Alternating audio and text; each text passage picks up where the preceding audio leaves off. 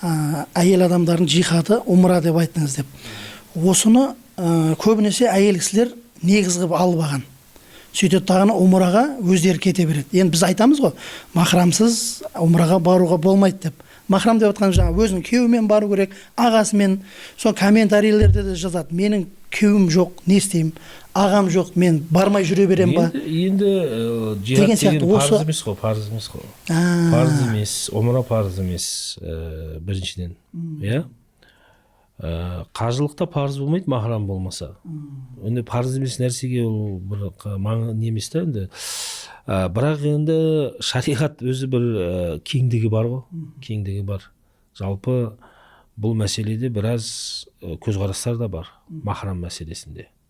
Әрине Ханафи мәзһабы біраз қаталдық танытқан.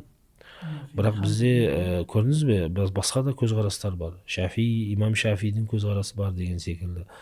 Енді бұны түбегейлі бұлар дұрыс емес деп те айта алмаймыз ғой. Шафидің көзқарасы мүлдем қате, ол алуға болмайды, категорически деп тыйым салуға болмайды.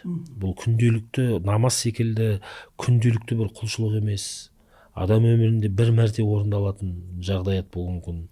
Сол секілді енді қажылықта қиындау. Кейбір адамдар шынымен де жағдай бола тұра махрамы болмаса, оларды біз түбегейлі тыйып тастаймыз. Бір көзқарас бойынша. Екінші көзқарас рұқсат етіледі. Екіншіден, кейбір соңғы келген ғалымдар махрамсыз әйел егер 100% қауіпсіздік болса рұқсат еткендер бар. Өйткені сен 7-8 ғасырдағы сапар менен 21 ғасырдағы сапарды салыстырмайсың ғой. 7 ғасырда түйе менен жол жүру, ол кезде қарақшылар бар. Жағы кешегі 18 ғасырға дейін қарақшылық жасалған қажыларға, мысалға.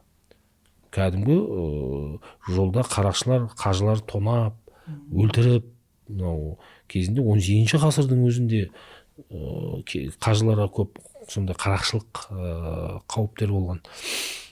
Демек, тарихта 100% келсеміз, махрамсыз әйел адамның сапарға шығуына өте қиын, өйткені. Бірақ соның өзінде имам Шафи рұқсат беріп отыр. Соның өзінде бір топ әйелдермен қажылыққа, умраға, қажылыққа ғана, басқа уақытқа емес.